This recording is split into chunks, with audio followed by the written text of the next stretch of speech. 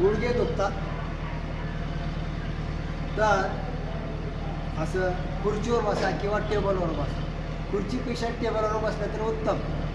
दोन्ही हात मांडीवर ठेवायचे, दोन्ही पाय जोडायचे आणि फक्त खालीवर करायचे. 1 2 3 4 5 6 7 8 9 10 11 12 13 14 15 16 17 18 19 20.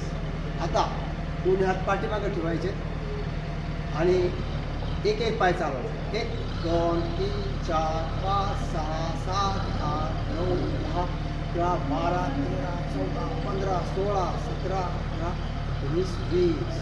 त्याच्यामुळं काय होतं, आपले पाय खालच्या साईडला ओढले जातात आणि मांडी टेबलवर असते, खालचे पाय खाली ओढले जातात आणि गुडघ्यामध्ये असणाऱ्या शिरा रिकाम्या होतात, गुडघ्याला थोडासा आराम मिळतो.